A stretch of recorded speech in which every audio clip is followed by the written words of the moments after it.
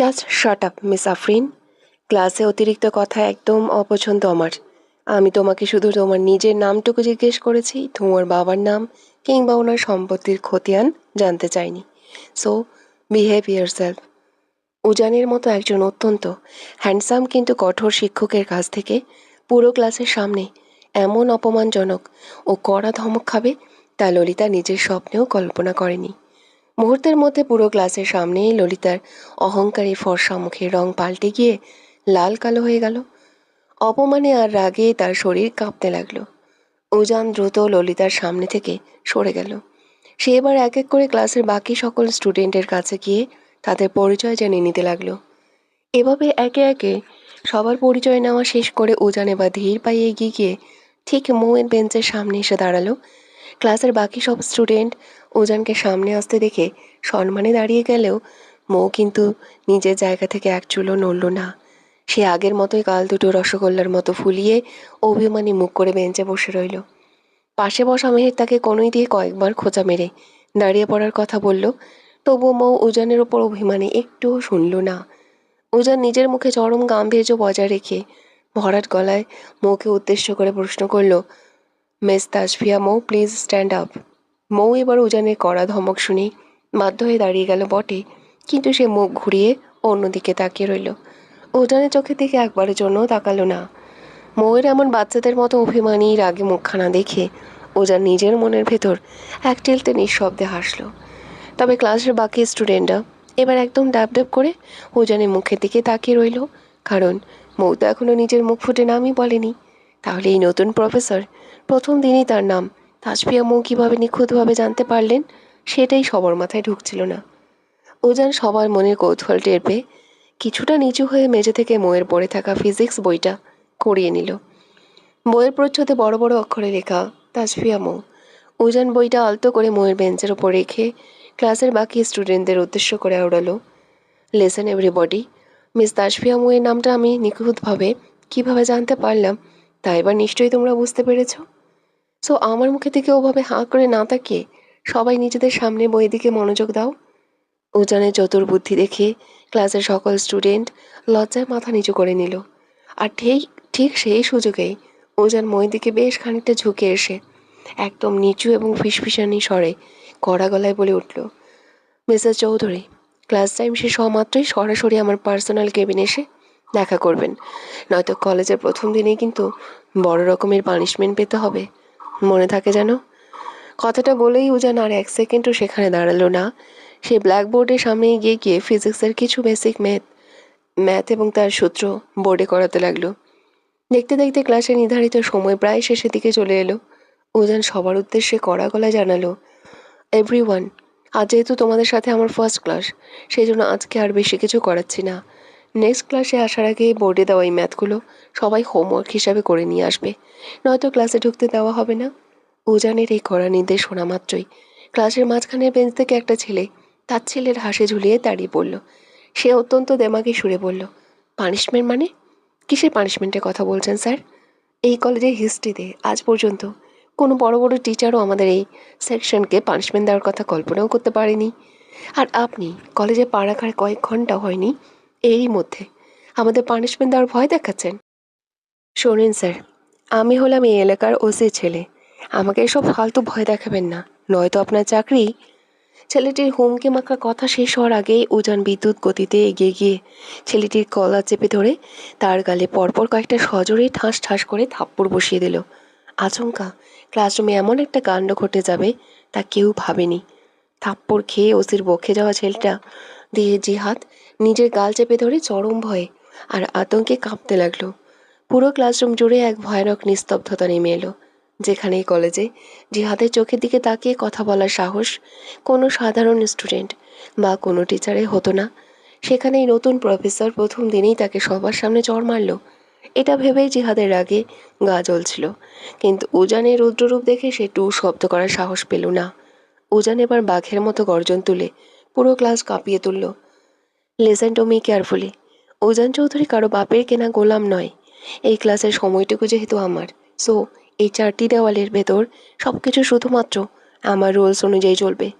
কার বাবা মিনিস্টার আর কার বাবা ওসি, এসব ফালতু জিনিস দেখার টাইম বা ইন্টারেস্ট আমার বিন্দুমাত্র নেই। আজ ফার্স্ট ডে বলে তোমাকে শুধু ছেড়ে দিলাম। নেক্সট টাইম যদি আমার ক্লাসে এমন তাড়াতাড়ি করো, তবে কান ধরে পুরো ক্যাম্পাস এক পায়ে ঘোরাবো, মাইন্ড ইট। আর হ্যাঁ, লিসেন গার্লস, তোমরা মেয়ে বলে পার পেয়ে যাবে এমনটা ভাবার কোনো কারণ নেই। অন্যায় করলে কাউকে ছেড়ে দেওয়া উজান চৌধুরীর হাতে নেই, মনে রেখো সবাই। যে ক্লাসে সবসময় টিচারের চেয়ে স্টুডেন্টদের চিল্লানো শব্দে কান পাতা যেত না, আজ সেই ক্লাসের প্রতিটা স্টুডেন্ট একদম মুখে কুলু পেটে বিড়ালের মতো চুপ হয়ে রইল। কারো মুখে একটা কথাও সরল না। এরই মাঝে উজান নিজের হাতঘড়ি থেকে তাকিয়ে এক দীর্ঘশ্বাস ফেলে দ্রুত ক্লাসরুম ত্যাগ করে করিডোর দিয়ে হেঁটে নিজের পার্সোনাল কেবিনের দিকে এগিয়ে গেল। ক্লাস শেষ করে উজান নিজের ক্লান্তি দূর করতে চেয়েই না নিজের পার্সোনাল কেবিনের দরজা খুলে ভেতরে ঢুকেছে, ঠিক তখনই হঠাৎ কেউ একজন এসে তীব্র আবেগে তাকে শক্ত করে জাপটে ধরল। উজান মুহূর্তের মধ্যে স্তব্ধ নিথর হয়ে গেল। তাকে এভাবে হুট করে জড়িয়ে ধরা অধিকার আর পাগলামি শুধুমাত্র তার পুচকে বউ ময়ূরী আছে। কিন্তু মৌ তো এখন মাত্রই ক্লাস শেষ করে বান্ধবীদের সাথে ক্লাসরুমে থাকার কথা। তাহলে এই বন্ধ কেবিনের ভেতর এত সাহস নিয়ে তাকে কে জড়িয়ে ধরল? উজান নিজের সমস্ত পুরুষালী শক্তি দিয়ে নিজেকে সেই বাঁধন থেকে ছাড়ানোর আপ্রাণ চেষ্টা করতে লাগলো।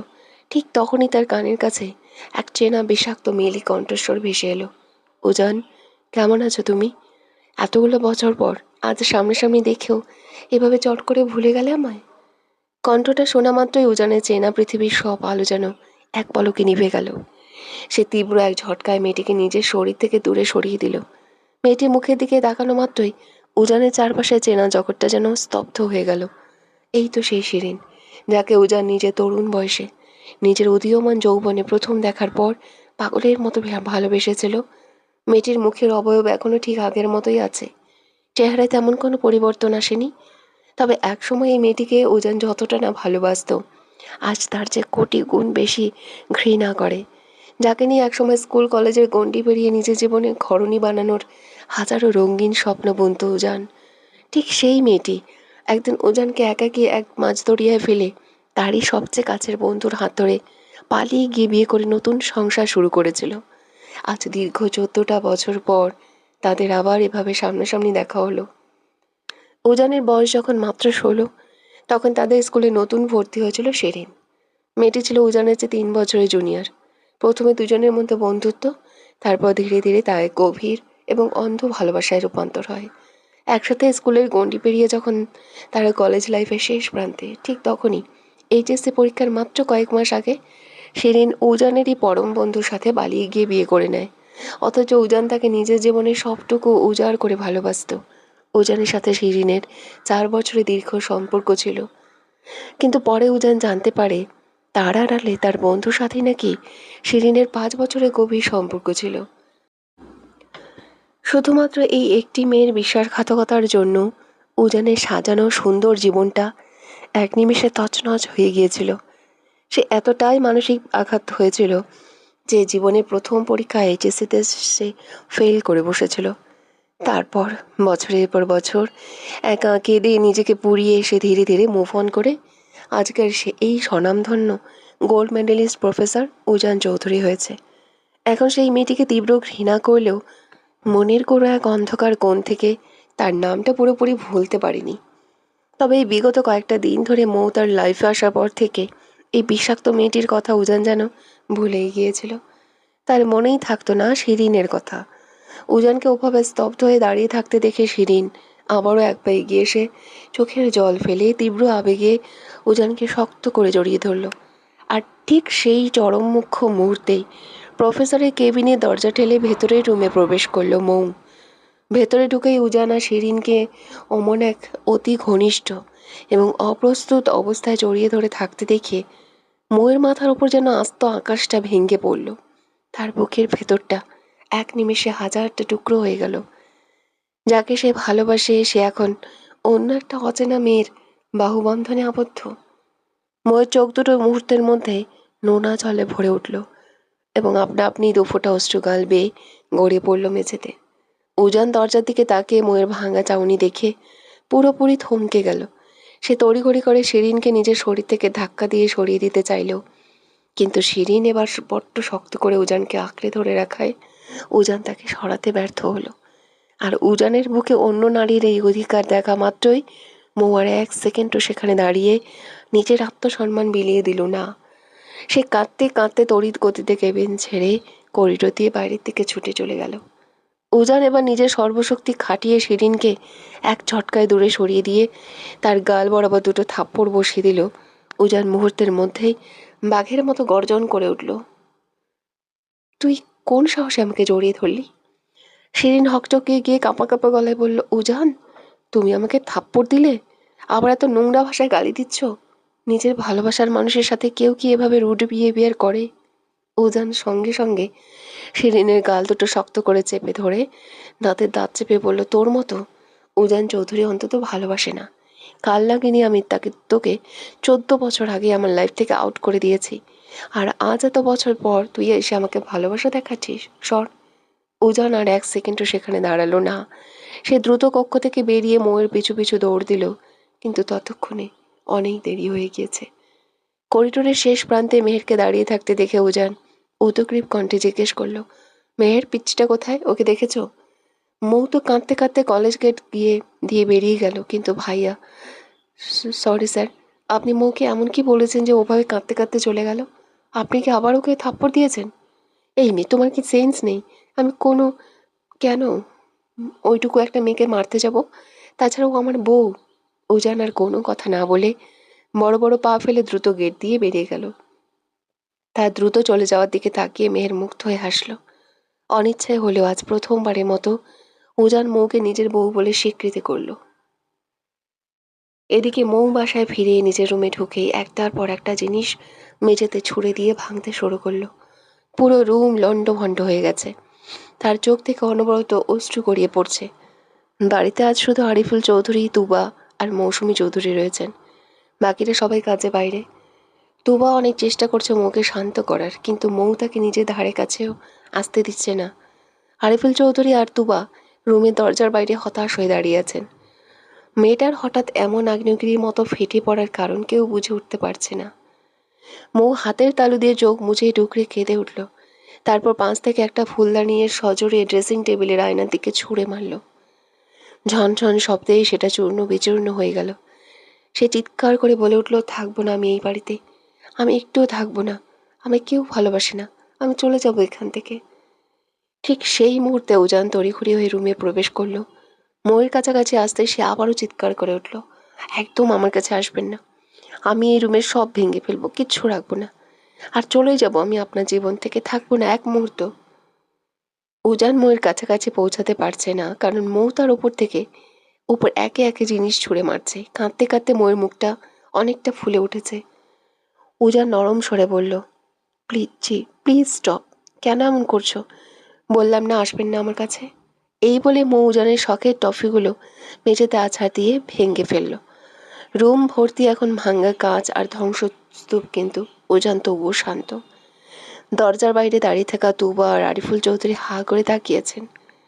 যে জিনিসগুলো উজান ইফাতকে পর্যন্ত স্পর্শ করতে দিতেন না ভেঙে যাওয়ার ভয়ে আজ মৌ সেগুলো ভেঙে ফেলার পরেও উজান একদম চুপ। তার মুখে সামান্যতম রাগের আচরণ নেই। তুবা আরিফুল চৌধুরীর দিকে তাকিয়ে ফিসফিস করল, বাবা, এসব কি দেখছি? ভাই মুখে এত বড় কাণ্ডের পরেও একটা বকাও দিচ্ছে না। সেটাই তো ভাবছি আম্মা জান, ছেলেটার আজ কি হলো? উজান কয়েক ধাপ এগিয়ে মৌয়ের দিকে হাত বাড়ালো। মৌ সাথে সাথে ভাঙ্গা কাচের টুকরো হাতে নিয়ে সাথে সাথে আবারও চিৎকার করে উঠল, আসবেন না আমার কাছে, যদি আসেন তাহলে আমি নিজেই নিজেকে আঘাত করব। ঠিক সেই মুহূর্তে উজান বিদ্যুৎ গতিতে এগিয়ে গিয়ে মৌয়ের হাত থেকে কাচের টুকরো ফেলে দিয়ে নিজের 2 বাহুর মাঝে শক্ত করে জড়িয়ে ধরল। তারপর মৌয়ের কানের কাছে মুখ এনে অত্যন্ত আদরে শান্ত স্বরে আওড়ালো, মিসেস উজান চৌধুরী, প্লিজ রাগটা একটু কন্ট্রোলে আনেন। আপনার এই অগ্নিকন্যা রূপ উজান চৌধুরী নিতে পারছে না। মুহূর্তের মধ্যে পুরো রুম যেন নিস্তব্ধ হয়ে গেল। ময়ের চোখ কপালে ওঠার উপক্রম। উজান তাকে মিসেস উজান চৌধুরী বলে ডাকছে। দরজার বাইরে থাকা আরিফুল চৌধুরী আর তুবা বিস্ময়ে একে অপরের দিকে তাকিয়ে রইল। বাবা, ভাইয়ের কি মাথা ঠিক আছে? কী সব আবল তাবল বলছে ভাই? আরিফুল চৌধুরী নিজের ঠোঁটের এক কোণে এক চিলতে তৃপ্তির মুচকে হাসি ঝুলিয়ে তুবার মাথায় হাত রাখলেন। অত্যন্ত রসিকতার সুরে ফিসফিসিয়ে বললেন, আম্মাজান, ছেলে আমার এবার পুরোপুরি ফেঁসে গিয়েছে। মুখে সারাদিন বউ মানি না বলা আমার ছেলেটাও আজ নিজের অজান্তেই এই পুচকে মেয়েটার প্রেমে একদম হাবুডুবু খাচ্ছে। বাবা, আমার মনে হয় এখন আমাদের এখান থেকে চলে যাওয়া উচিত। ওদের পার্সোনাল স্পেস দেওয়া দরকার। আরিফুল চৌধুরী চশমাটা নাকের ওপর ঠিক করতে করতে বললেন, আম্মাজান, নাটক তো মাত্র জমলো, আর একটু দাঁড়িয়ে দেখি না ছেলে আমার কিভাবে বউয়ের রাগ ভাঙ্গায়। তুবা এবার কৃত্রিমভাবে নাক ছিটকে বাবার হাত ধরে টেনে সরিয়ে নিয়ে বলল, ছি বাবা, আপনার একটুও লজ্জা করে না নিজের জোয়ান ছেলে রুমে ওভাবে আড়ি পাততে? আমি কিন্তু এখন গিয়ে আম্মুকে সব বলে দেব, দেখব তখন আপনারই কি হয়। এই আম্মাজান, একদম এই ভুল কাজটি করো না। এমনিতেই তোমার শাশুড়ি সারাদিন আমার উপর রেগে থাকে। এই কথা শুনলে আজ আমায় সোজা বাসা থেকেই বের করে দেবে। চলো চলো, চলেই যাই। ছেলে তার বউয়ের সাথে যা ইচ্ছে করুক, আমাদের আর মাথা ঘামিয়ে কাজ নেই। তোবা আর আরিফুল চৌধুরী দুজনে হাসতে হাসতে ড্রয়িং রুমের দিকে চলে গেলেন। তারা সম্পর্কে শ্বশুর আর পুত্রবধূ হলেও তাদের ভেতরে বন্ডিংটা ছিল একদম গভীর বন্ধুদের মতো। এদিকে রুমের ভেতরে পরিস্থিতি তখনও থমথমে। মৌজানের ওই শক্ত বাঁধন থেকে নিজেকে ছাড়ানোর জন্য আপ্রাণ ছটফট করতে লাগলো। তার বুকে দু হাত দিয়ে ধাক্কা মারতে লাগলো, কিন্তু উজান আজ বড্ড নাছোড়বান্দা। সে মৌকে একটুও ছাড়ল না, বরং নিজের বিশাল শক্ত বুকে আষ্টে পৃষ্ঠে জড়িয়ে ধরে রাখলো। উজানের বুকে চেনা উষ্ণ ঘ্রাণে হঠাৎ করে মৌ শান্ত হয়ে গেল। ছটফটানি থামিয়ে সে একদম নিথর হয়ে রইল। উজান তখন মৌয়ের সেই নীরবতা টের পেয়ে আলতো করে মুখে নিজের দিকে ঘুরিয়ে তার মুখ পানে তাকালো। অত্যন্ত নরম সুরে জিজ্ঞেস করলো, মিসেস চৌধুরী, রাগ কি একটু কমেছে? মৌ এক সেকেন্ডের জন্য উজানের ওই মায়াবী চোখের দিকে তাকালো না। সে তীব্র এক ঝটকায় নিজেকে উজানের হাত থেকে ছাড়িয়ে নিল। তারপর ধীর পায়ে বিছানার মাঝখানে গিয়ে হাঁটু গেড়ে বসে নিজের দুই হাঁটুর মাঝখানে মুখটা গুজে দিল। উজান আবারও তার পিছু পিছু বিছানার সামনে এসে বসলো, কিন্তু মৌটু শব্দ করা তো দূর, একবারের জন্য তার দিকে চোখ তুলে তাকালো না। ময়ের এই অস্বাভাবিক নীরবতায় উজান বেশ অবাক হলো। এই মেয়েটার স্বভাব তো এমন না, কিন্তু এখন যেভাবে চুপ করে হয়ে গেছে তাতে উজান খুব ভালো করেই বুঝতে পারল তার পিচ্চি বউটা আজ বড্ড বেশি কষ্ট পেয়েছে। উজান নিজের গলার স্বর যতটা সম্ভব কোমল করে নিচু স্বরে আওড়ালো, পিচ্চি। কিন্তু এবারও ময়ের পক্ষ থেকে কোনো রেসপন্স এলো না। সে হাঁটুর ভেতর মুখ গুজে এবার নিঃশব্দে ফুপিয়ে ফুপিয়ে কাঁদতে লাগলো। ময়ের সেই কান্নার তীব্র এবং ভেজা আওয়াজটা তীরের মতো এসে উজানের বুকের ভেতর বিঁধল। তার হৃৎপিণ্ডটা যেন এক নিমিষে হাহাকার করে উঠল।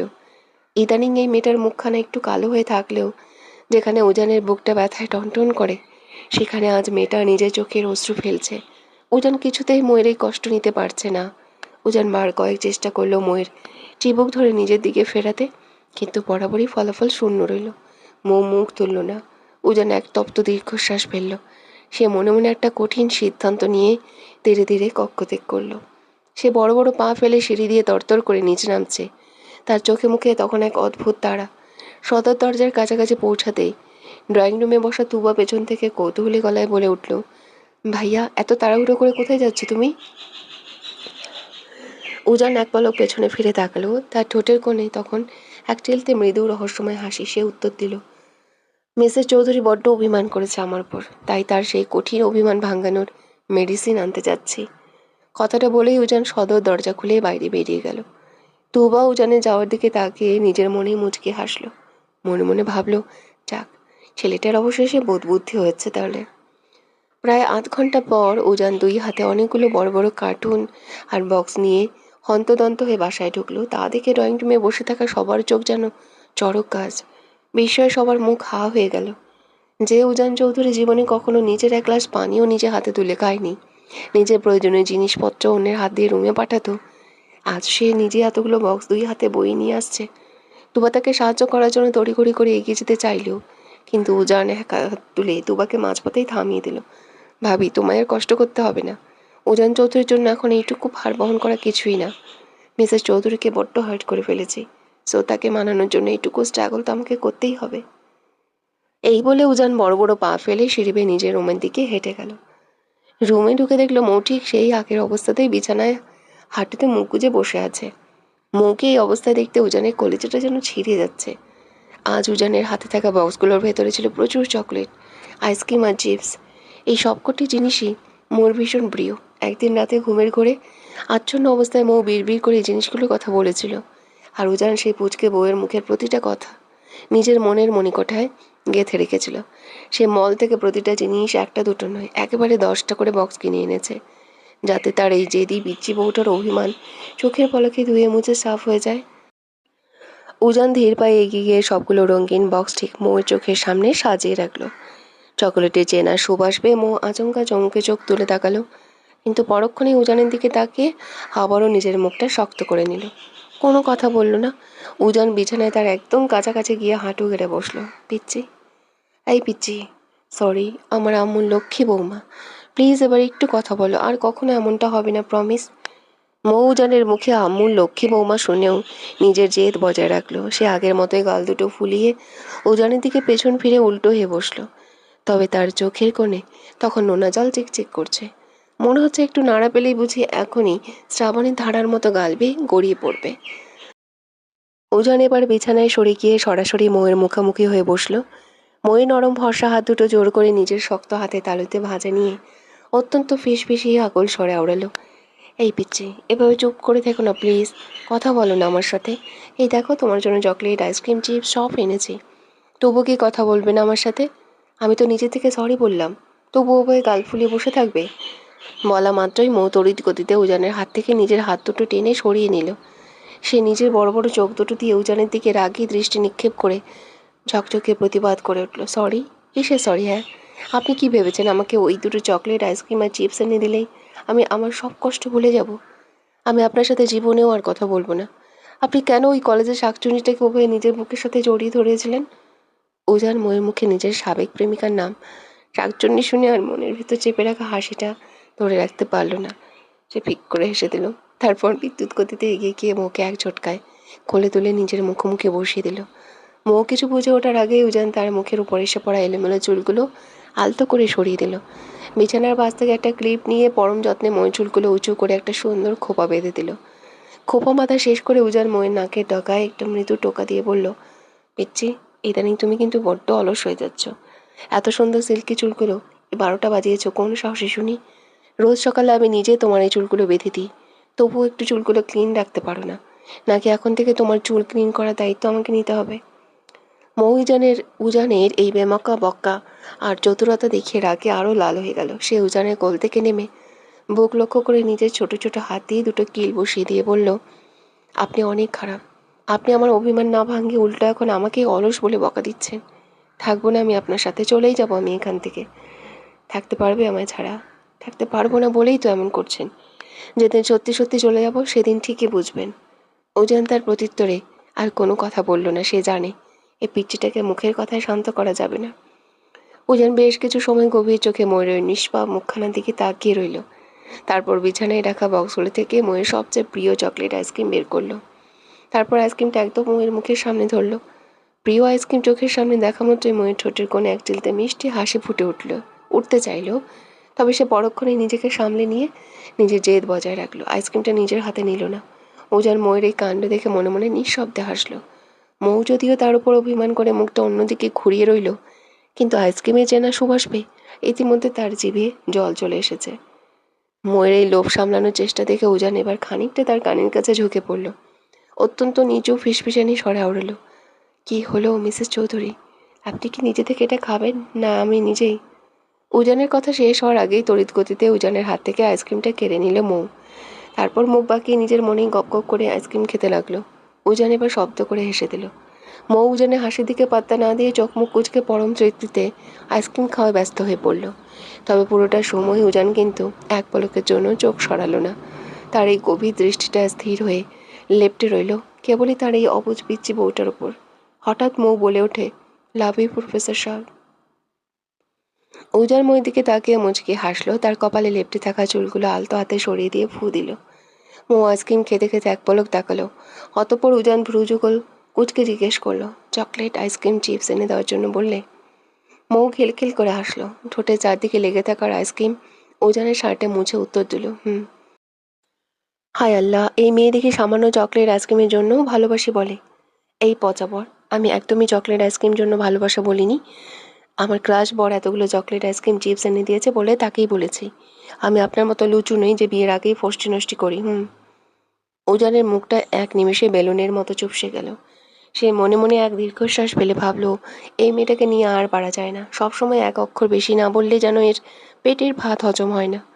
উজান নিজেও এবার একটা মুখ বাঁকিয়ে মোয়ের কথার পিঠে উল্টো সুর ধরে খোঁচা দিয়ে বলে উঠল, ফষ্টি নষ্টি করেছি তো ভালোই করেছি। তোমার মতো তো আর হাজারখানেক ছেলের প্রেমে হাবুডুবু খেয়ে বেড়াই না। মৌ আইসক্রিমটা মুখের কাছে নিয়ে আচমকা থেমে গেল। সে চোখ দুটো বড় বড় করে বলল, ছি, আপনি নিজে একটা ছেলে হয়ে আবার আরেক ছেলের প্রেমে পড়তে চান?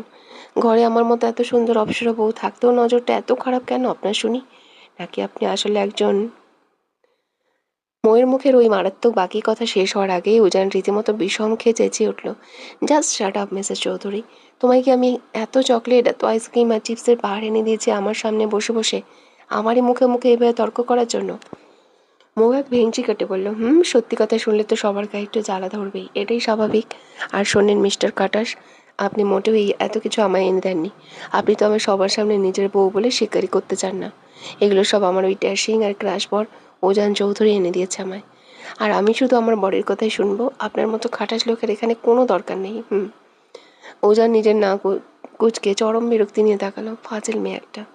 ফাজিল শব্দটা শোনা মাত্রই ময়ের ফর্সা মুখের রং মুহূর্তেই পাল্টে লাল হয়ে গেল। সে হাতের আইসক্রিমে চট করে শেষ করে দ্রুত সোজা হয়ে দাঁড়ালো। তারপর নিজের কোমরে হাত গুজে গলার সপ্তমে জড়িয়ে কর্কশ কণ্ঠে প্রতিধ্বনি করে উঠল, আপনি ফাজেল, আপনার 14 কুষ্টি ফাজেল। খচ্চর লোক বউকে ভালোবাসে না, শুধু কথায় কথায় বকে। উজান চরম বিস্ময়কর দৃষ্টিতে কিছু সময় পুচকে মেয়ে রণচণ্ডী রূপের দিকে তাকিয়ে রইল। তারপর নিজের গলার স্বর খানিকটা উঁচু করে মুখ ভাঙিয়ে উত্তর দিল, বউ? Like seriously?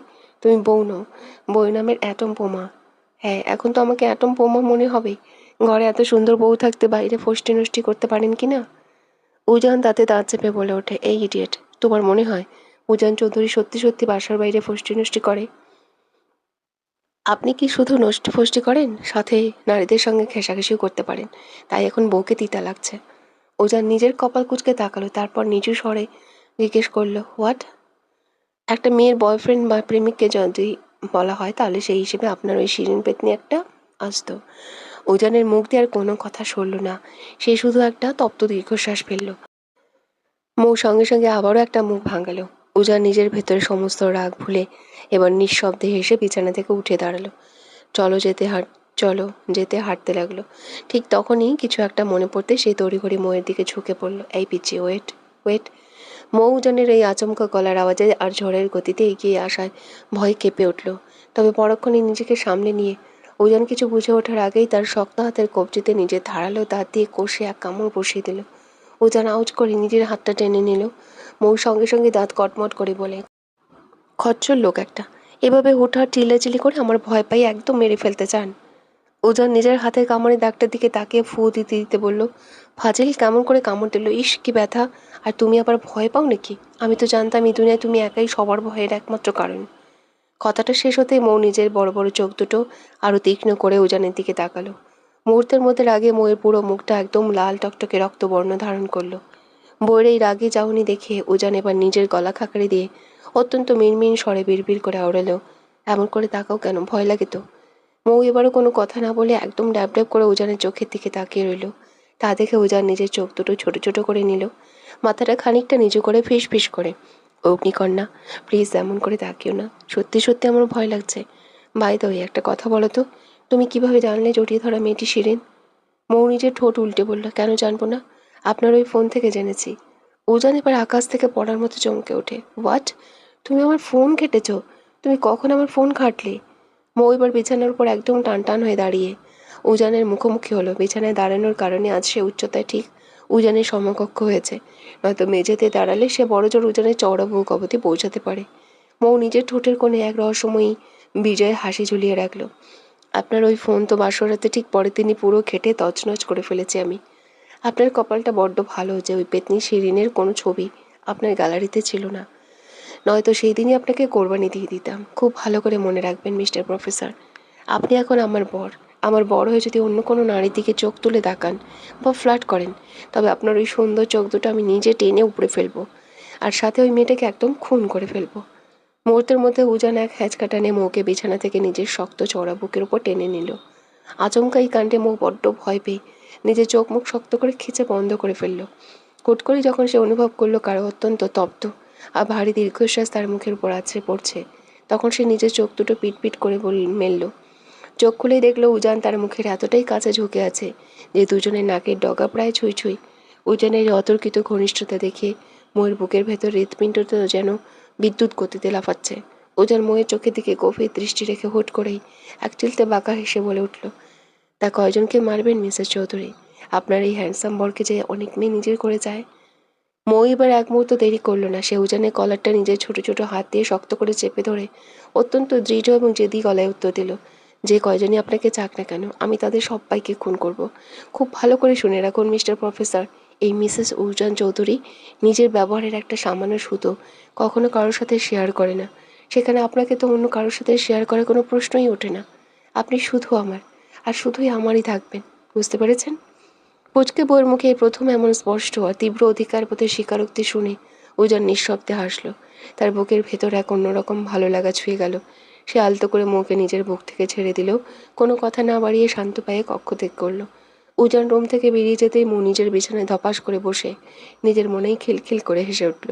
সে স্পষ্ট বুঝতে পারছে তার এই খাটাস বরটা ইদানিং আর আগের মতো তার উপর খুব একটা বিরক্ত হয় না, বরং তার এই পাগলামিগুলো এখন বেশ উপভোগী করে। বিকেলে স্নিগ্ধ এবং হালকা মিষ্টি বাতাসের মাঝে একা একা হেঁটে চলছে মেহের। সামনে তাদের পরীক্ষা, তাই লাইব্রেরিতে বসে কিছু দরকারি নোটস আর বই পড়তে পড়তে কখন যে বিকেল গড়িয়ে গিয়েছে সে বুঝতেই পারেনি। অবশ্য এখন অনেকটা দিন অনেক বড়। সন্ধ্যা হতে এখনও বেশ খানিকটা সময় বাকি আছে।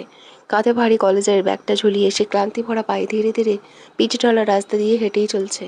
এই প্রচণ্ড গরমে হেঁটে চলার কারণে তার কপালে বিন্দু বিন্দু ঘাম জমা হয়েছে। অন্য দিনগুলোর তুলনায় আজ গরমটা একটু বেশি পড়েছে। মেয়ে যখন নিজের মনে হেঁটে যাচ্ছিল ঠিক তখনই হুট করে পাশে কারো এক দীর্ঘ ছায়া আর চেনা উপস্থিতি টের পেল। সে চমকে পাশে ফিরে তাকাতেই দেখে তার ঠিক গা ঘেঁষে হেঁটে চলেছে ইফাত চৌধুরী।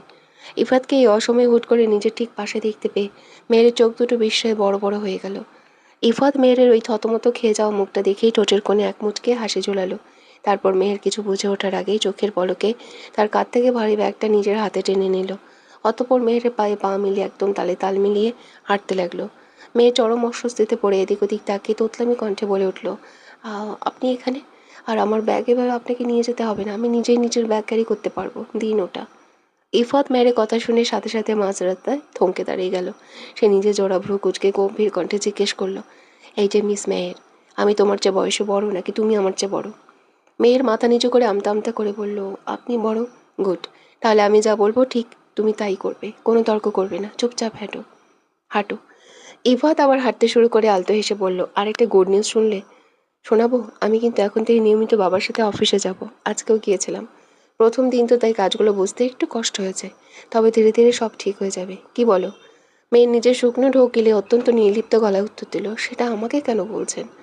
ইফাত এক পলক মেয়ের ম্লান মুখের দিকে তাকালো। তোমাকে বলবো না তো আর কাকে বলবো শুনি? আমি কিংবা কীভাবে জানবো কাকে বলবেন? আর প্লিজ আমার ব্যাগটা এবার আমায় দিয়ে দিন।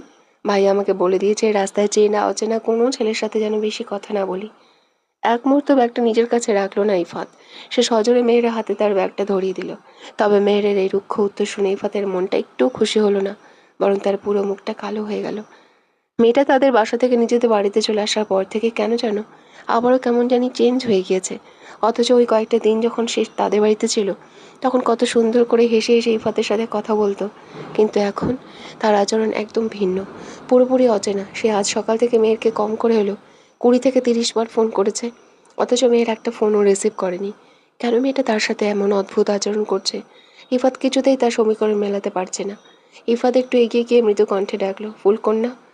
মেয়ের মনের ভেতর এক তীব্র ধাক্কা খেয়ে চমকে তাকালো। সে মনে মনে ভাবলো, এই লোকটার সাথে সে যত দূরত্ব বজায় রেখে চলতে চায় লোকটা ঠিক ততটাই তার কাছাকাছি চলে আসে। সে কীভাবে এই পাগল মানুষটাকে বোঝাবে যে তার মনের গভীরে মেয়েরকে নিয়ে যে আশা রঙিন স্বপ্ন বাসা বেঁধেছে তা পূরণ হওয়াই সমাজে একদম অসম্ভব। ইফাত মুখে নিজের ভালোবাসার কথা সরাসরি প্রকাশ না করলেও মেহের তার ওই চোখের ভাষা খুব ভালো করেই বুঝতে পারে ইফাতের মনে মেহেরের জন্য কি গভীর অনুভূতি চলছে তা সে স্পষ্ট টের পায়। আর ঠিক সেই কারণেই সেই দূরত্ব বজায় রাখে। তবু এই মানুষটা কেন যেন তার থেকে যাওয়া দূরে সরে যায় না। মেয়েরকে ওভাবে চুপচাপ দাঁড়িয়ে থাকতে দেখে ইফাতের কণ্ঠস্বর এবার বড্ড অসহায় শোনালো। সে আবারও জিজ্ঞেস করলো, ফুলকন্যা, তুমি কি আমার উপর খুব বেশি বিরক্ত? মেয়ের মাথা নাড়িয়ে নিচু স্বরে বলল, কই না তো, বিরক্ত হব কেন? তাহলে আমাকে এভাবে সারাক্ষণ অ্যাভয়েড করো কেন? তুমি কি জানো তোমার করা অ্যাভয়েডগুলো আমি একদম নিতে পারি না। তুমি আজ সকাল থেকে আমি কতগুলো ফোন করলাম, অথচ তুমি একটা বারও আমার ফোনটা রিসিভ করলে না। তুমি কি একবারও ভেবে দেখেছো এতে আমার মনটা কতটা হার্ট হয়েছে, আমি কতটা কষ্ট পেয়েছি? ইফাতের এই তীব্র আকুলতা আর কষ্টের কথা শুনে মেহেরের বুকটা যেন ভেঙে চুরমার হয়ে গেল। সে নিজের চোখে অশ্রু লুকানোর জন্য অপরাধের মতো মাটির দিকে তাকিয়ে মাথা নিচু করে রইল। তার মুখ থেকে একটি শব্দ বের হলো না। ইফাত মেরে একদম মুখোমুখি দাঁড়িয়ে তার এক হাত আলতো করে ধরতে চাইল। তার কণ্ঠে তখন অনুনয়, ফুলকন্যা প্লিজ কিছু তো বলো। কিন্তু এবারও মেয়ের একটা কথাও বলল না। সে নিজের হাতটা সরিয়ে নিয়ে ছলছল চোখে ইফাতের দিকে তাকালো। ঠিক তখনই তার নজর গেল কিছুটা দূরে দাঁড়িয়ে থাকা সাব্বিরের উপর। সাব্বিরকে দেখা মাত্রই মেহের যেন এক মস্ত বড় বড় বাঁচার উপায় খুঁজে পেল। সে আর এক সেকেন্ডও ইফাতের সামনে দাঁড়ালো না, বরং তড়িৎ গতিতে দৌড়ে সরাসরি সাব্বিরের কাছে চলে গেল। ইফাত মাঝ রাস্তায় একা দাঁড়িয়ে অসহায় শূন্য দৃষ্টিতে কিছু সময় মেয়েরে চলে যাওয়ার দিকে তাকিয়ে রইল। তার বুকের ভেতরটা এক তীব্র যন্ত্রণায় মুচড়ে উঠল। সে কোনোভাবে এই মেয়েটাকে বোঝাতে পারছে না যে মেহেরের প্রতি তার এই তীব্র টান কোনো সাময়িক মোহ নয়, এটা তার হৃদয়ের একদম গভীর থেকে সৃষ্ট এক পবিত্র অনুভূতি। ইফাত নিজের অতীতে অনেক মেয়ের সাথেই তো মিশেছে, অনেক রিলেশনশিপও করেছে, কিন্তু মেহেরের জন্য কেন তার ভেতরটা এমন ব্যাকুল হয়ে ওঠে? কেন মেয়েরকে একটু না দেখলে, তার সাথে একটা দিন কথা না বললে মনটা ভীষণ অস্থির হয়ে যায়? এই তীব্র ছটপটানি তো সে আগে কখনো কারোর জন্য অনুভব করেনি, কিন্তু নিজের মনের এই আকুল কথাটুকু সে কিভাবে এই অবুঝ মেয়েটাকে বোঝাবে? তা ভেবে ইফাত এক তপ্ত দীর্ঘশ্বাস ফেলে ওখানে দাঁড়িয়ে রইল। কিন্তু সে চেষ্টা করবে, যেভাবেই হোক অবুঝ মেয়েটাকে নিজের করে ছাড়বে। দেখতে দেখতে দীর্ঘ একটা সপ্তাহ চোখের পলকে কেটে গেল। এই এক সপ্তাহে কত কিছুই না বদলে গিয়েছে, শুধু বদলালো না উজান মৌয়ের মাঝের সম্পর্ক আর ইফাত মেহেরের মধ্যকার সেই যন্ত্রণাদায়ক দূরত্ব। মেহের গত এক সপ্তাহ ধরে টুকটাক যাও বা কথা বলতো ইফাতের সাথে, কিন্তু গত দুদিন ধরে সে একদমই কথা বলা বন্ধ করে দিয়েছে। এমনকি ইফাত রোজ তার কলেজের সামনে বাইক নিয়ে দাঁড়িয়ে থাকে বলে মেহেরের পরীক্ষা থাকা সত্ত্বেও সে গত দুদিন ধরে কলেজে যাওয়া পর্যন্ত বন্ধ করে দিয়েছে। মেহেরের এই চরম অবহেলা আর দূরত্ব নিতে পারছিল না ইফাত। তাই আজ সে সব বাধা ভেঙে সোজা মেহেরে ফুফুর বাসার নিচে এসে বাইক নিয়ে দাঁড়িয়ে আছে।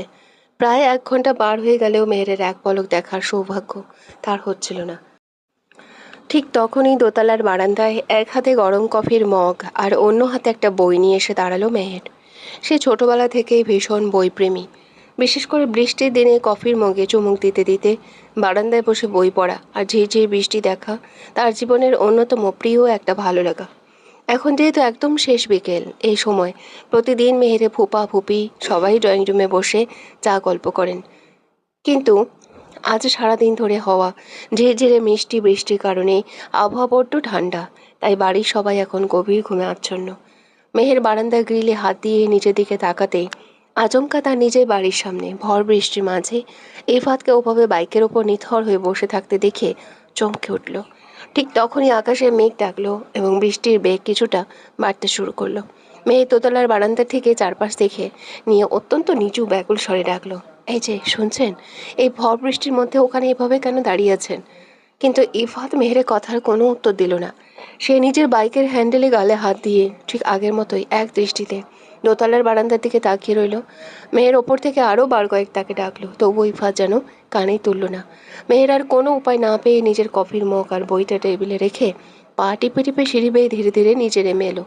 সদর দরজার কাছে এসে সে আবারও ইফাতকে ডাক দিল, এই যে আপনার কি হয়েছে বলুন তো, এভাবে বৃষ্টির মধ্যে দাঁড়িয়ে ভিজছেন কেন, ভেতরে আসুন। এবার ইফাত নিজের বাইক থেকে নেমে এক নীরব পাথরের দৃষ্টি নিয়ে হেঁটে এসে মেহেরের একদম সামনে এসে দাঁড়ালো। তবে সে মেহেরের ফুপুর বাসার সীমানার ভেতরে পা রাখলো না, বাইরের বৃষ্টির মাঝে দাঁড়িয়ে রইল। মেহের তার দিকে এক রাশ রাগী দৃষ্টি নিয়ে তাকিয়েই আছে, অথচ ইফাতের মধ্যে সেই রাগের বিন্দুমাত্র ভ্রুক্ষেপ নেই। মেহের নিজের জোড়া ভ্রুকুঞ্চকে ক্ষিপ্ত গলায় জিজ্ঞেস করলো, কি হলো, কথা বলছেন না কেন? এই বৃষ্টির মধ্যে এভাবে দাঁড়িয়ে থাকার মানে কি? ইরফান নিজের ভেজা মুখটা মুছে অত্যন্ত স্বাভাবিক শান্ত গলায় উত্তর দিল, তোমার জন্য। কিন্তু ইফাতের এই ছোট এবং সহজ উত্তর শুনে মেহেরের মন বিন্দুমাত্র খুশি হতে পারল না। সে ভেবেছিল নিজে থেকে দূরত্ব বজায় রাখলে, ফোন না ধরলে হয়তো ইফাত একসময় তার থেকে দূরে সরে যাবে, কিন্তু এই জেডির লোকটা আজ সরাসরি তাদের বাসার নিচে এসে হাজির হয়েছে। সে খানিকটা রাগান্বিত হয়ে বলল, আমার জন্য মানে? আমি কি আপনাকে একবারের জন্য বলেছি যে আপনি আমাদের বাসার নিচে সেভাবে দাঁড়িয়ে থাকবেন? হ্যাঁ? ইফাত বৃষ্টির মাঝে মেরে চোখের দিকে তাকিয়ে তপ্ত হেসে বলল, তুমি তো এটাও বলনি যে এখানে এভাবে দাঁড়িয়ে থাকবো না। মেয়ের ইফাতের মতো জেদি এই ছেলের কথা শুনে এক দীর্ঘ তপ্ত নিঃশ্বাস ফেলল। আকাশের মেঘ যেন আজ তাদের মনের কথার সাথে তাল মিলিয়ে ডাকছে। বৃষ্টির গতি ধীরে ধীরে আরও বাড়তে লাগলো, কিন্তু তবুও ইফাত এক চুলও নড়ল না। এতে মেহের এবার বেজায় চটে গিয়ে চেঁচিয়ে উঠল, আরে আপনি পুরো ভিজে যাচ্ছেন তো, ভেতরে আসুন। এভাবে আর কিছুক্ষণ দাঁড়িয়ে থাকলে নির্ঘাত জ্বর চলে আসবে আপনার। ইফাত এবার মেহেরের মুখের দিকে এক অদ্ভুত দৃষ্টিতে তাকিয়ে ফিসফিসিয়ে বলে ওঠে, আমার কবে হবে?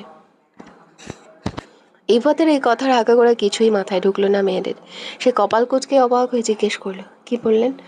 বৃষ্টির ভারী পানি ইফাতের ভেজা চুল ছুঁয়ে কপাল বেয়ে তার ধারালো নাকের ডগা দিয়ে নিচে গড়িয়ে পড়ছে। সে এক দীর্ঘ নিঃশ্বাস ফেলল। সে মেয়েরের এই অপু চাহনি দেখে স্পষ্ট বুঝতে পারল, তার পাঠানো শত শত মেসেজের একটাও এই মেয়েটি আজ পর্যন্ত খুলে দেখেনি। দেখলে অন্তত এই মুহূর্তে প্রশ্নটা করতো না। ইফাত নিজের মনেই হাসলো, দুনিয়ায় তার চেয়ে কম ধৈর্যশীল ছেলে বোধ হয় দুটো নেই। অথচ এই মেহি নামের মেয়েটার বেলায় তার ভেতরে এত ধৈর্য, এত অপেক্ষা কোত্থেকে আসে সে নিজেও জানে না। ভালোবাসা বোধহয় আসলেই মানুষকে এভাবে বদলে দেয়।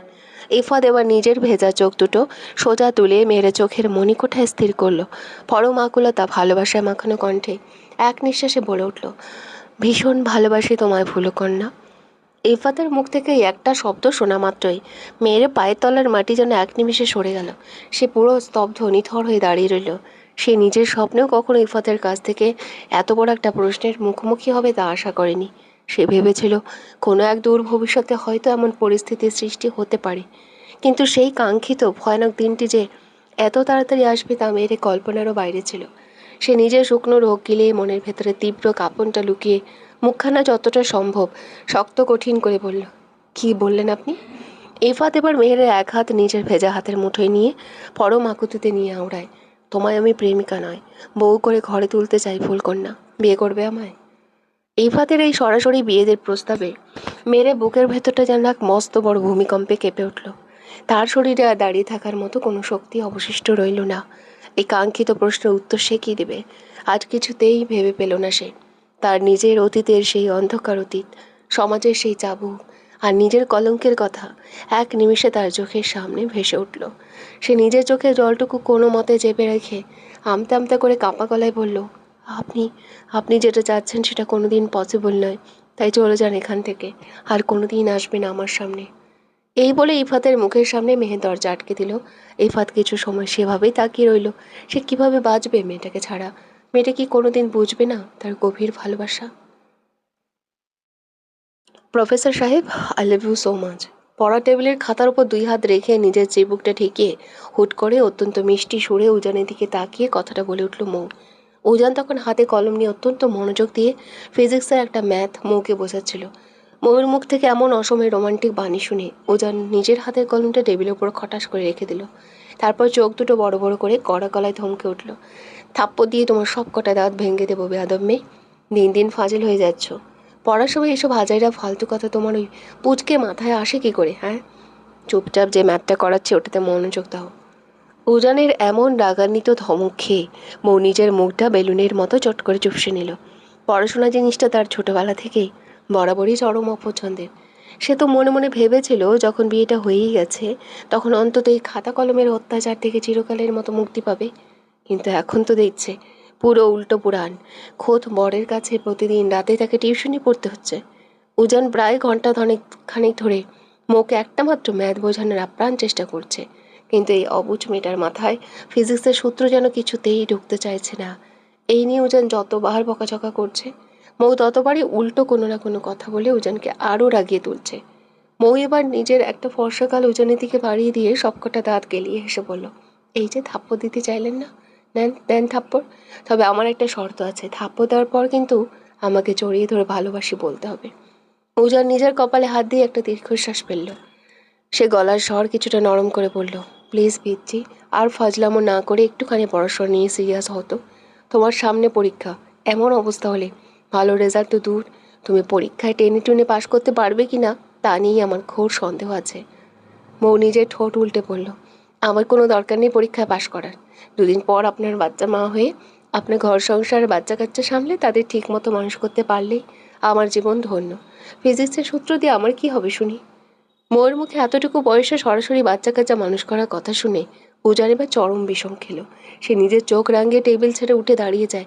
দাঁড়াও ফাজিল মেয়ে, তোমাকে আজ আমি মজা দেখাচ্ছি। কিন্তু উজান কিছু করার জন্য এগিয়ে আসার আগেই মৌ খিলখিল করে হেসে টেবিল ছেড়ে এক লাফে উঠে দাঁড়ালো। সে নিজের ওড়নাটা সামলে নিয়ে হুট করে রুমের দরজার দিকে এক দৌড় দিল। উজান তড়িঘড়ি করে বিছানার পাশ থেকে চিৎকার করে উঠল, এই পিচ্ছি দৌড়ি না, পড়ে গিয়ে ব্যথা পাবে, সত্যি সত্যি বলছি দাঁড়াও। মৌ উজানের সেই উপকারী বারণ নিজের কানেই তুলল না। সে যেই না হাসতে হাসতে দরজার কাছাকাছি পৌঁছালো, অমনি ঠাস করে শক্ত মেঝের ওপর আছাড় খেয়ে পড়ে গেল। উজান আর এক সেকেন্ডও দেরি না করে ঝড়ের গতিতে এগিয়ে গেল। মৌ মেঝেতে পড়ে গিয়ে বোকার মতো ফ্যাল ফ্যাল করে উজানের মুখের দিকে তাকিয়ে রইল। মনে মনে ভাবল, ইস, কেন যে খিটখিটে মানুষটার কথা শুনতে গেল না। এখন তো সত্যি খুব ব্যথা পেল। উজান কোনো কথা না বলে অত্যন্ত সাবধানে নিজের দু হাত দিয়ে মুখে পাঁচা করে তুলে নিল। তারপর ধীর পায়ে এনে বিছানার উপর বসিয়ে দিল। সে নিজের দাঁতে দাঁত চেপে রাগটা নিয়ন্ত্রণ করে নিল। আমার কথা শুনুন না কেন বলো তো? এত তেড়ামি করে কি কি করে শুনি? নারী এমন একটা শব্দ যা শুরুই হয়েছে না না দিয়ে। তারপরও কিভাবে আশা করেন যে আপনাদের কথা আমরা অক্ষরে অক্ষরে শুনবো? কথাটা বলেই মৌ নিজের সব কষ্ট ভুলে আবারও ফিক করে এসে দিল। উজান তার দিকে এক তীব্র রাগে যান দৃষ্টি নিক্ষেপ করতেই সে চট করে নিজের মুখে হাত দিয়ে চুপ হয়ে গেল। মৌ এবার খানিকটা উজানের দিকে ঝুঁকে এসে চোখ টিপে ফিসফিস করে জিজ্ঞেস করলো, রাগ করলেন? আজ তো একটা নির্লজ্জ মেয়ে তুমি। এত বড় আছাড় খেয়ে ব্যথা পেলে অথচ এখনো বসে বসে দাঁত কালাচ্ছ। সারাদিন ফোন থেকে যত সব আজগুবি থেরাপাকে কথা শেখা হয়, তাই না? আজ থেকে তোমার ফোন হাতে নেওয়া সম্পূর্ণ ব্যান্ড। উজান কড়া সুরে বলল। মৌ এবার উজানের শার্টের কলারটা আলতো করে টেনে ধরে আদুরে গলায় বলল, লাভ ইউ শাশুড়ি হ্যান্ডসাম ছেলে। উজান এবার নিজের দুই হাত দিয়ে মাথা চেপে ধরে বিছানার কোণে বসে পড়ল।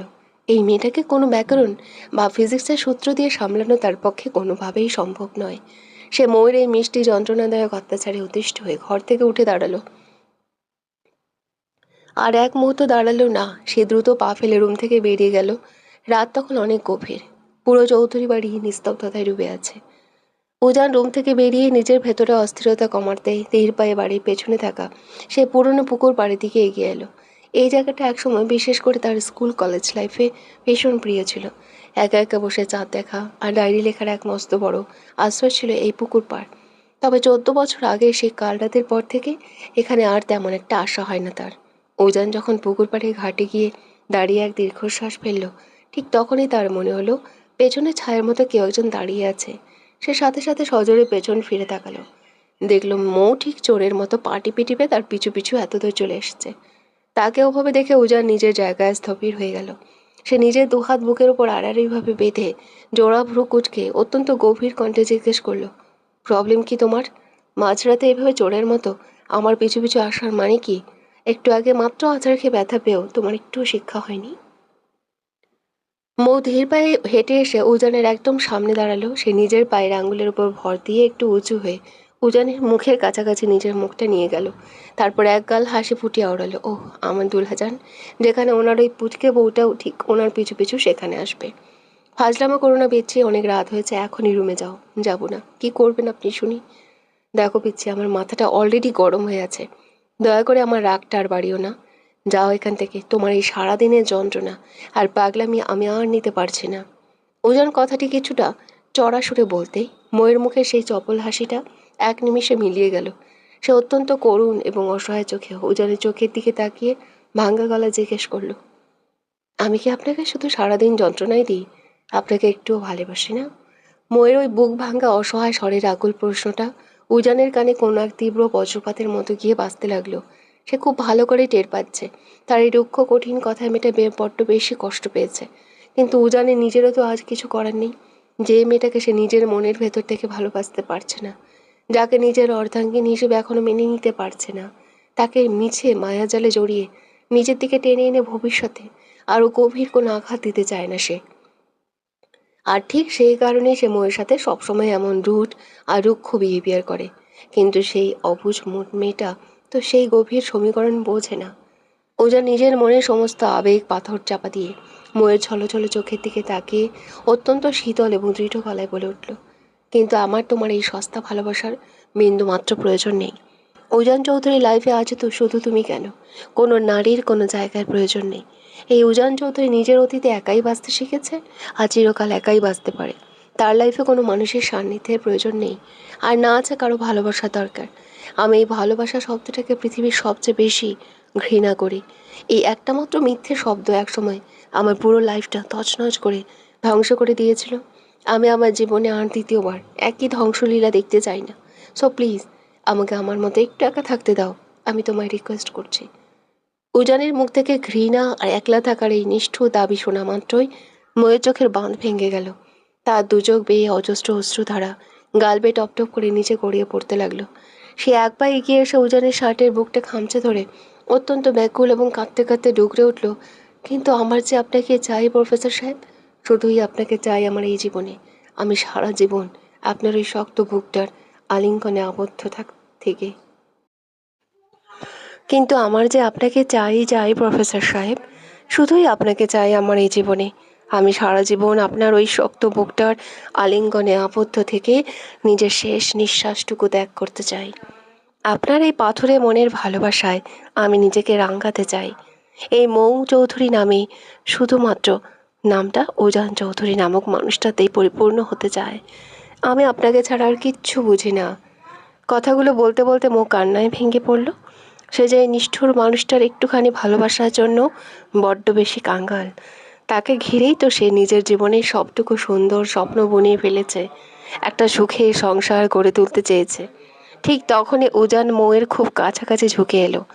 উজান নিজের কণ্ঠ গম্ভীর করে অত্যন্ত কর্কশ কণ্ঠে আওড়ালো, শোনো মেয়ে, তুমি নিজের মনে মনে যেটা চাও বা যে স্বপ্ন দেখছো, তা উজান চৌধুরী এই জীবনে কোনোদিনও পসিবল নয়।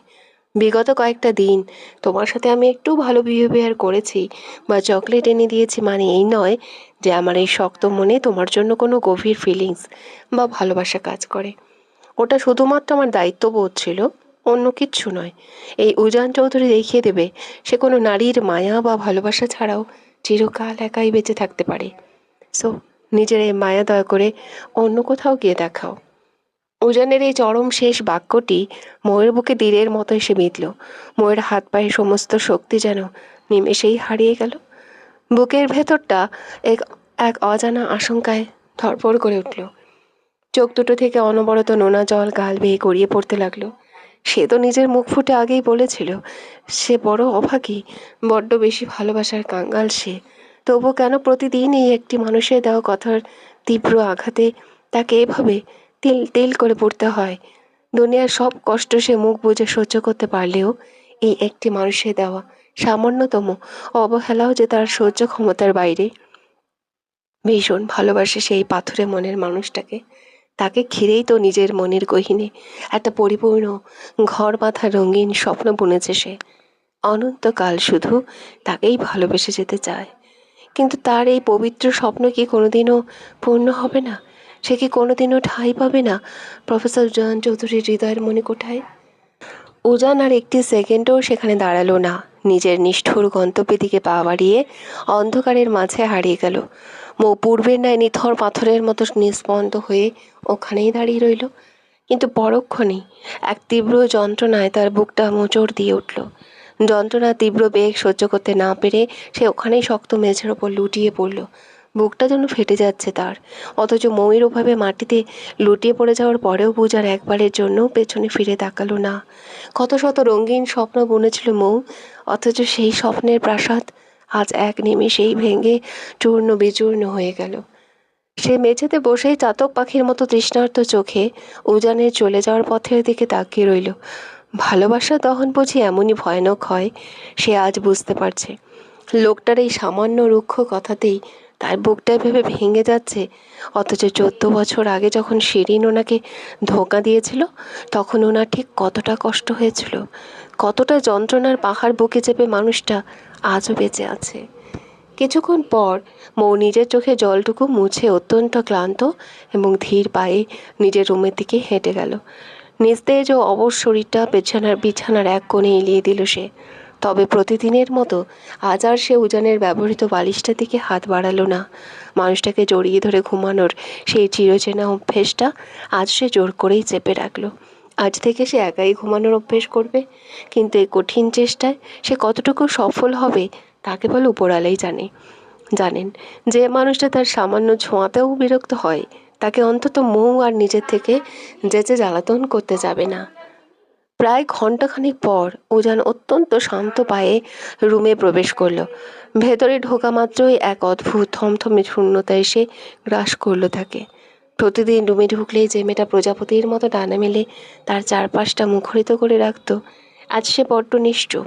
উজানকে একটু হার্ট করার জন্যই হয়তো আজ মৌ রুমের সব মেইন লাইট অফ করে রেখেছে।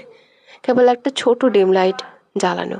সেই ডিম লাইটের লাল নীল সবুজ আলোর মিশ্রণে পুরো রুমটা এক মায়াবী আলো আঁধারিতে আলোকিত হয়ে আছে। উজান ধীর পায়ে বিছানার দিকে এগিয়ে গেল। ময়ের একদম পাশে বসে তার শান্ত ঘুমন্ত মুখখানির দিকে তাকিয়ে আনমনে ফিসফিসিয়ে বলে উঠল, I am really sorry Mrs Chowdhury. আপনাকে আমি হার্ট করতে চাইনি, তবে আমাকে নিয়ে আপনার ঘর বাঁধার স্বপ্ন যে আমি পূরণ করতে পারবো। সারা জীবন আমি আপনাকে আগলে রাখবো, কথা দিলাম, তবে ভালোবাসতে পারবো না। উজান খেয়াল করলো অতিরিক্ত কান্নার ফলে ময়ের চোখ মুখ একদম ফুলে লাল হয়ে আছে। এমনকি সেই পায়েও তার বড্ড মায়া হলো। সে ড্রয়ার থেকে একটা পেইন কিলার স্প্রে এনে ময়ের সেই ব্যথাপ্রাপ্ত পায়ে আলতো করে স্প্রে করে দিল। নিজের দুহাতে পরম যত্নে মালিশ করে দিতে লাগলো। সে নিজের এই ছন্ন ছাড়া অভিশপ্ত জীবনে কোনো নারীকে জড়াবে না বলেই তো দীর্ঘ এতগুলো বছর নিজের মাতৃভূমিতে পা রাখেনি। কোনো দিন কোনো নারীকে আপন করতে পারবে না বলেই সে বিয়ের মতো পবিত্র শব্দটাকেও সারা জীবন এড়িয়ে চলেছে। অথচ আজ পরিবারের না একটা ভুলের কারণে এই নিষ্পাপ পুচকে মেয়েটাকে তার পাশে এসে কতই না কষ্ট পেতে হচ্ছে। উজান মালিশ শেষ করে ময়ের মুখের দিকে তাকানোর জন্য যেই না একটু কাছে এগিয়ে গেল, আর ঠিক তখনই ঘুমের ঘোরে সজোরে নিজের পা চালিয়ে উজানের বুক বরাবর এক মস্ত বড় লাথি বসিয়ে দিল মৌ। উজান সামলাতে না পেরে একদম ছিটকে বেড থেকে নিচের মেঝেতে ধপাস করে পড়ে গেল। মেঝেতে পড়ে গিয়েও কিন্তু উজান একটুও রাগ করলো না, বরং নিজের বুকের ওপর হাত রেখে আনমনে হেসে উঠল। এটা তো তার এই পিচ্চি বিড়াল বাচ্চা রোজগারের কাণ্ড। ঘুমের ঘোরে প্রতিদিন রাতে তাকে বউয়ের হাতে চর আর পায়ে লাথি খেতেই হয়। তবে কপাল ভালো যে আজ পর্যন্ত সে বিছানা থেকে নিচে পড়ে যায়নি। আজই প্রথম রেকর্ড হলো। অথচ এই অবুঝ মেয়েটা নিজেই জানে না সে গভীর ঘুমের ঘোরেও তার এই গম্ভীর প্রফেসর বরটাকে কতটা ভালোবাসায় আর অত্যাচারে জ্বালাতন করে রাখে। অবশ্যই এতে উজান বিন্দুমাত্র বিরক্ত হয় না, বরং এক অদ্ভুত সুখানুভূতি তার ভেতর কাজ করে। উজান মেঝে থেকে ধীরে ধীরে উঠে দাঁড়ালো। তারপর আবারও বিছানায় এগিয়ে গিয়ে অত্যন্ত সাবধানে মই নরম কোমরটা নিজের শক্ত দুহাতে আঁকড়ে ধরল এবং এক হ্যাঁচকা টানে তাকে নিজের চওড়া বুকের মাঝে জড়িয়ে নিল। উজানের সেই পরিচিত উষ্ণ ছোঁয়া পাওয়া মাত্রই মৌ ঘুমের ঘোরে এক তৃপ্তির নিঃশ্বাস পেলে কোনো এক অবুঝ পাখির বাচ্চার মতো উজানের বুকের ভেতর নিজের পরম সুখ খুঁজে নিয়ে শান্ত হয়ে গেল। পরের দিন সকাল, উজান নিজের কালো বাইকটা নিয়ে যেই না ভার্সিটির মেন গেট দিয়ে ভেতরে ঢুকলো, অমনি ক্যাম্পাসের সাধারণ স্টুডেন্ট থেকে শুরু করে লেডি টিচাররা পর্যন্ত সবাই হাঁ করে তার দিকে তাকিয়ে রইল। করিডোরে এক কোণে দাঁড়িয়ে আড়াল থেকে উজানের এই রাজকীয় এন্ট্রি আর মেয়েদের ওই হাঁ করে তাকিয়ে থাকা পাহারা দিচ্ছিল মৌ। মুখে সে কালটাতে বলেছিল বটে যে উজানকে আর বিরক্ত করবে না, কিন্তু এই পাগল মানুষটাকে চোখের আড়াল করে রাখা কি আর তার পক্ষে সম্ভব? সকালবেলা ঘুম থেকে ওঠার পরও সে উজানকে ইচ্ছে মতো জ্বালিয়ে এসেছে, আর এখন আবার এখানে চোরের মতো লুকিয়ে পাহারা দিচ্ছে। ময়ের মতে বাইরের এই ডাইনি মেয়েগুলোর অনেকগুলো চোখ তার হ্যান্ডসাম বরের উপর লোলুপ দৃষ্টিতে তাকিয়ে আছে। কিন্তু এই মিসেস উজান চৌধুরী বেঁচে থাকতে ও সব অন্য মেয়েদের ডাল গলতে সে কিছুতেই দেবে না। উজান বাইকটা পার্কিংয়ে রেখে নিজের পার্সোনাল কেবিনের দিকে যেই না পা বাড়াবে, ঠিক তখনই ঝড়ের গতিতে এসে তার সামনে পথ আগলে দাঁড়ালো শিরিন। শিরিনও আসলে এই একই কলেজের নতুন জয়েন করা ম্যাম। অবশ্য এই স্বনামধন্য কলেজে তার জয়েন করার একমাত্র প্রধান কারণই হলো উজান চৌধুরী। উজানকে যে কোনো মূল্যে নিজের জীবনে ফিরিয়ে পাওয়ার এক নতুন কুৎসিত উপায় এটি। শিরিনা আজ একটা জমকালো লাল রঙের শাড়ি পরে চড়া মেকআপ নিয়ে একদম সেজেগুজে উজানের সামনে এসে দাঁড়ালো। উজান ধীর পায়ে হেঁটে আসছিল, কিন্তু শিরিনকে সামনে দেখা মাত্রই সে তার দিকে এক পলক না তাকিয়ে সোজা তাকে পাশ কাটিয়ে চলে গেল। পুরো করিডোরে বেশ কয়েকজন স্টুডেন্ট আর স্টাফ তাদের দিকে তাকিয়েছিল, ফলে সবার সামনে এমন উপেক্ষায় চরম অপমান বোধ করলো শিরিন। সে রাগে দুঃখে ক্ষোভে আবারও তড়িৎ গতিতে উজানের পিছু নিল, সোজা তার পার্সোনাল কেবিনে গিয়ে পৌঁছালো।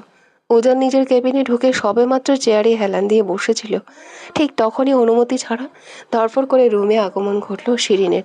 তাকে ভেতরে ঢুকতে দেখা মাত্রই উজানের জোড়া ভ্রু কুঁচকে কপাল চওড়া হয়ে গেল। সে নিজের চোখের সানগ্লাসটা টেবিলের উপর রেখে রাগান্বিত দৃষ্টিতে বাঘের মতো গর্জন তুলে চেঁচিয়ে উঠল, এই কালনিগিনি, তুই তার কার পারমিশন নিয়ে আমার পার্সোনাল কেবিনে ঢুকেছিস? হ্যাঁ, তোকে কি আমি এখানে আসার কোনো রাইট দিয়েছি? Just get out. শিরিন উজানের এমন দুঃখ ব্যবহারে বিন্দু মাত্র দমে না গিয়ে উল্টো নিজের ওড়নাটা ঠিক করে বলল, জাস্ট শাট আপ উজান। তুমি সবসময় আমার সাথে এমন মিসবিহেভ কেন করো বলো তো? আমি মানলাম 14 বছর আগে তোমাকে ছেড়ে চলে যাওয়ার জন্য তুমি বড্ড বেশি কষ্ট পেয়েছিলে, তাই বলে আজ এত বছর পরও তুমি আমার সাথে রোজ এমন থার্ড ক্লাস আচরণ করবে? উজান নিজের চেয়ার ছেড়ে বিদ্যুৎ গতিতে টেবিলের ওপাশে এসে দাঁড়িয়ে কড়া গলায় থমকে উঠল, you just shut up Shirin. তোর মতো একটা চরিত্রহীন আর খচ্চর মেয়ে চলে যাওয়ার জন্য উজান চৌধুরী নিজের লাইফে কোনোদিন 1 সেকেন্ডের জন্য কষ্ট পায়নি, মনে রাখিস। সো বেশি নাটক না করে এখনই আমার কেবিন থেকে দূর হ। Just get out from here. কিন্তু উজানের এই সিংহসুলভ রাগী কণ্ঠস্বরেও শিরিনের মাঝে কোনো ভ্রুক্ষেপ হলো না। সে নিজের জায়গায় নির্লজ্জের মতো দাঁড়িয়ে রইল। হঠাৎ করেই সে আরও এক পা এগিয়ে গিয়ে উজানের একদম গা ঘেঁষে দাঁড়ালো। এত রেগে যাচ্ছ কেন বেবি? আমি তো তোমায় আজও ঠিক আগের মতোই ভালোবাসি। চলো না, অতীত ভুলে আমরা দুজনে আবারও নতুন করে সব কিছু শুরু করি। ভালোবাসি আর নতুন করে শুরু করার ওই নির্লজ্জ প্রস্তাব শোনা মাত্রই উজানের মাথার রগ দপদপ করে উঠল। সে আর এক মুহূর্ত নিজের রাগ নিয়ন্ত্রণ করতে পারল না। বিদ্যুৎ গতিতে এগিয়ে গিয়ে নিজের এক হাত দিয়ে শিরিনের গলা শক্ত করে চেপে ধরে তাকে দেওয়ালের সাথে ডলে ধরল উজান। নিজের দাঁতে দাঁত চেপে পিষে চোখ দুটো লাল করে কটমট স্বরে বলল, ওই কালনাগিনী, ভালোবাসি ওয়ার্ডটা যদি তোর এই অপবিত্র মুখ দিয়ে আর একটা বারও রিপিট করিস তবে তোকে আমি এখানে খুন করে মাটিতে পুঁতে ফেলবো। আর তুই কি বললি, সব কিছু নতুন করে শুরু করবি? লাইক সিরিয়াসলি, তোর কি মনে হয় প্রফেসর উজান চৌধুরী তোর মতো একটা অন্যের ফেলে দেওয়া সেকেন্ড হ্যান্ড জিনিসের প্রতি বিন্দুমাত্র কোনো ইন্টারেস্ট বা রুচি আছে? উজান শিরিনের মুখের একদম কাছে নিজের মুখটা নিয়ে তীব্র উপহাসে সুরে আবারও আওড়ালো, যেখানে আমার নিজের ঘরে অলরেডি একটা লাল টুকটুকে আসমানের ডান কাটা পরীর মতো পবিত্র বউ রাজত্ব করছে, সেখানে আমি তোর মতো একটা থার্ড ক্লাস আর সস্তা মেন্টিকে চোখ তুলে তাকাবো? এটা তুই তোর ওই গোবর ভরা মাথায় ভাবলি কিভাবে শুনি? শিরিন উজানের ওই লোহার মতো শক্ত হাতের খাঁচায় আটকে গিয়ে দম বন্ধ হওয়ার উপক্রম হলো। সে নিজেকে ছাড়ানোর জন্য মরিয়া হয়ে ছটফট করতে লাগলো। উজান তাকে এক ঝটকায় দূরে ছুঁড়ে মারলো। সে মেঝেতে পড়ে গিয়ে কোনো মতে নিজের গলা চেপে ধরে কাঁচতে লাগলো। হঠাৎ করে উজানের মুখ থেকে নিজের ঘরের বউ আর আসমানের পরীর কথা শোনা মাত্রই শিরিন আকাশ থেকে পড়ার মতো তীব্র চমকে সোজা হয়ে তাকালো। উজান চৌধুরী বিয়ে করেছে অথচ সে নিজেই খবর জানে না। সে বড় বড় চোখ করে জিজ্ঞেস করলো, বউ মানে? তো তুমি বিয়ে করেছো উজান? কবে, কখন, কাকে বিয়ে করলে তুমি? উজান নিজের ঠোঁটের কোণে এক চরম বেজয়ের হাসি ঝুলালো। সে প্যান্টের পকেটে 2 হাত গুজে পা ফেলে আবারও নিজের সেই ঘূর্ণায়মান চেয়ারটায় গিয়ে বসলো। তারপর নিজের ব্ল্যাক সানগ্লাসটা স্টাইল করে চোখে পড়তে পড়তে ঘড়ির দিকে তাকিয়ে জবাব দিল, আজ থেকে ঠিক 21 দিন 17 ঘন্টা 34 মিনিট 11 সেকেন্ড আগে। আর উজান চৌধুরী কোনো থার্ড ক্লাস মেয়েকে নয়, একটা কিউট বিড়ালের বাচ্চার মতো পুচকে পরীকে নিজের বউ বানিয়েছে। So stay away from me, miss Shirin, নয়তো পরের বার শুধু গলা টেপাতে শেষ হবে না, মাইন্ড ইট। শিরিন এবার চিৎকার করে উঠল, কি বিয়ে করেছো মানে? আমি মানি না তোমার এই বিয়ে। উজান, তোমার বউ শুধু আমি হব, আর কেউ নয়। ভালো করে মাথায় ঢুকিয়ে নাও। উজান খানিকটা সামনের দিকে ঝুঁকে এসে বাঁকা হাসি ফুটিয়ে আওড়ালো, প্রফেসর উজান চৌধুরী একবার ইউজ করা টিস্যু কখনো দ্বিতীয়বার ইউজ করে না। তোর মতো থার্ড ক্লাস মেয়েকে তো কোনো জন্মেও নয়। উজান চৌধুরী লাইফে অলরেডি একটা পরী রাজত্ব করছে, সেখানে তোর মতো মেয়ে নোংরা ছায়া তো ভুলেও আমার ওপর পড়বে না। এরপরে যদি নেক্সট টাইম তুই আমাকে বা আমার পার্সোনাল লাইফে কোনো রকম ডিস্টার্ব করতে আসিস তবে আমার ওই বিড়ালের বাচ্চাকে তোর পেছনে লেলিয়ে দেবো। উজান চৌধুরীর হাত থেকে হয়তো তুই কোনো মতে বেঁচে ফিরতে পারিস, কিন্তু মিসেস উজান চৌধুরীর হাত থেকে তোর ছাড়া পাওয়ার বিন্দুমাত্র সম্ভাবনা নেই, মাইন্ড ইট। কথাটা শেষ করেই উজান আর কোনো সুযোগ না দিয়ে শিরিনকে এক প্রকার ধাক্কা দিয়ে নিজের কেবিন থেকে বের করে দিল। তারপর ধীর পায়ে এসে নিজের ঘূর্ণায়মান চেয়ারটায় আরাম করে বসলো। নিজের 2 চোখ বন্ধ করে এক স্বস্তি দীর্ঘশ্বাস ফেলল সে। অতঃপর ঠোঁটের কোণে এক জ্বলতে মৃদু হাসি ফুটিয়ে শান্ত স্বরে আওড়ালো, পিচ্ছি, এদিকে এসো। কিন্তু কেবিনের ভেতর থেকে কোনো সাড়া শব্দ এলো না।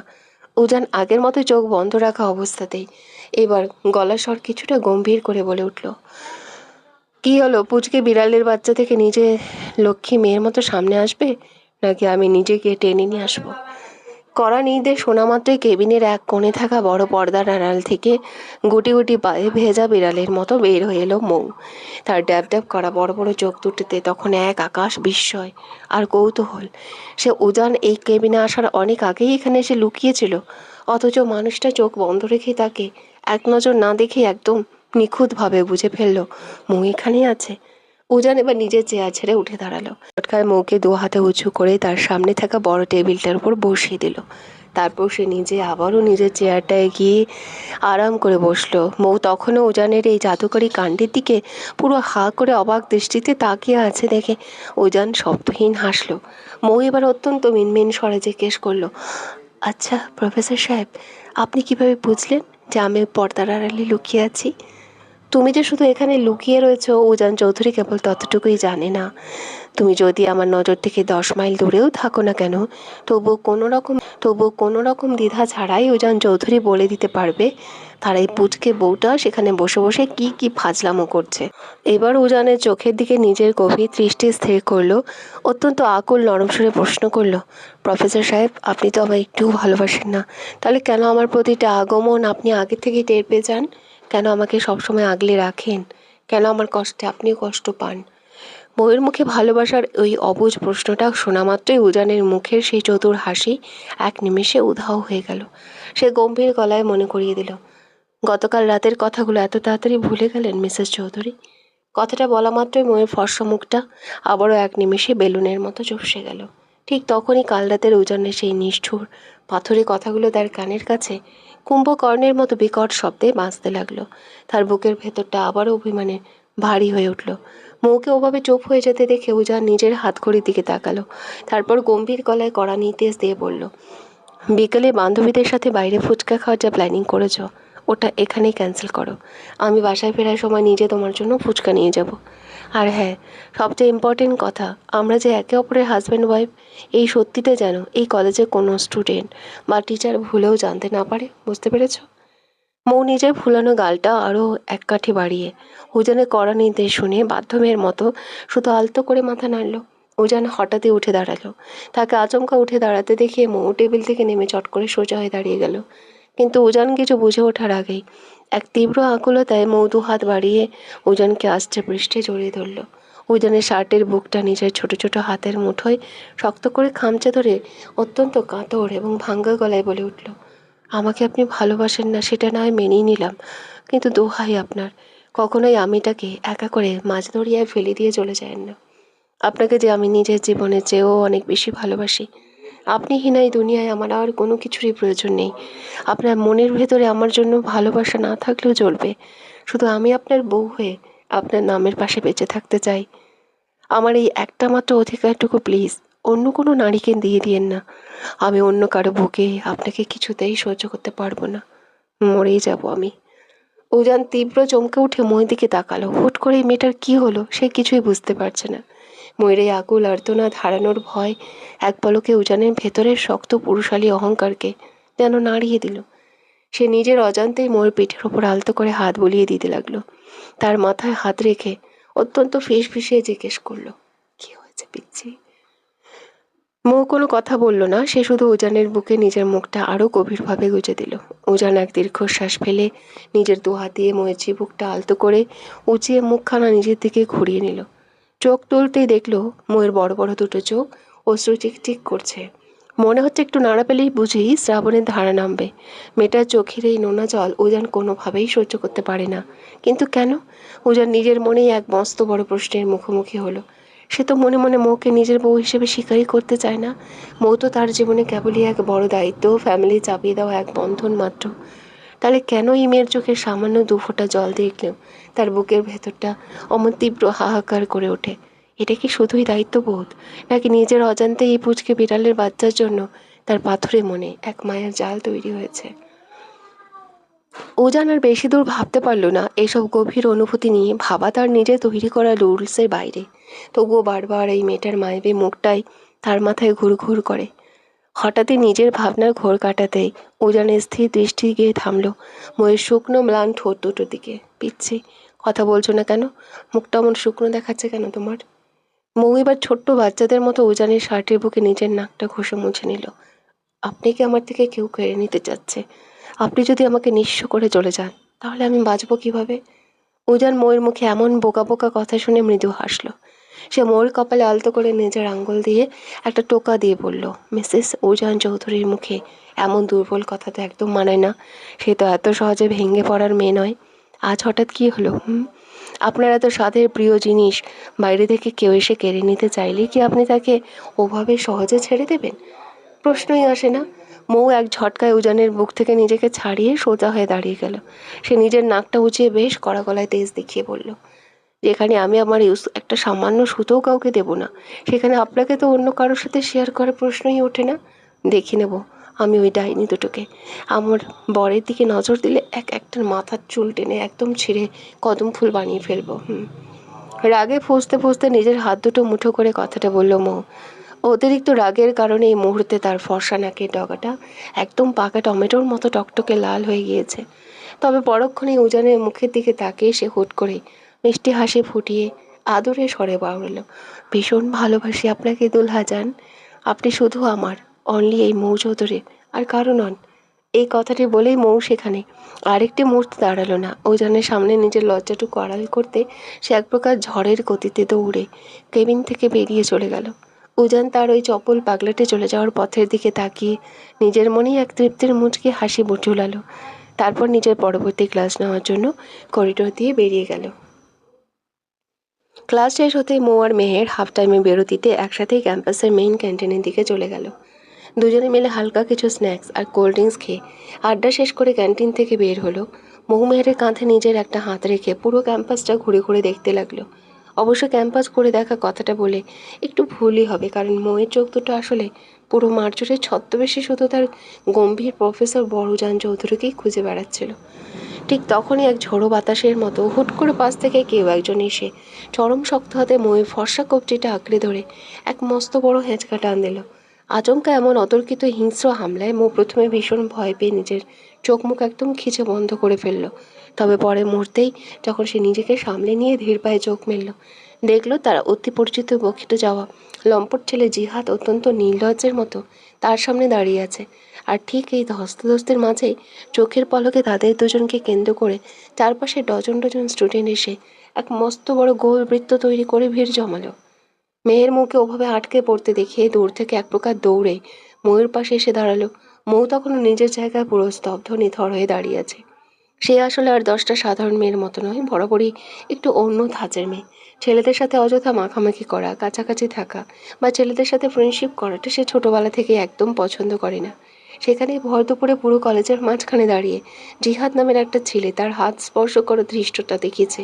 এটা ভাবতে ময়ের ফর্সা কপালে রাগের এক তীব্র চড়া ঝিলিক ফুটে উঠল। এই ছেলেটা গত প্রায় মাস দুয়েক ধরে ক্লাসে কিংবা করিডোরে শুধু ময়ের দিকেই লোলুপ দৃষ্টিতে তাকিয়ে থাকে। অবশ্য ময়ের আগে এসবে তেমন একটা পাত্তা দেয়নি, কারণ তার মতো সুন্দরী মেয়েটিকে ক্যাম্পাসের কত বন্ধুই তো হা করে তাকিয়ে থাকে। ওসব নিয়ে মাথা ঘামানোর মতো ফালতু সময় তার নেই।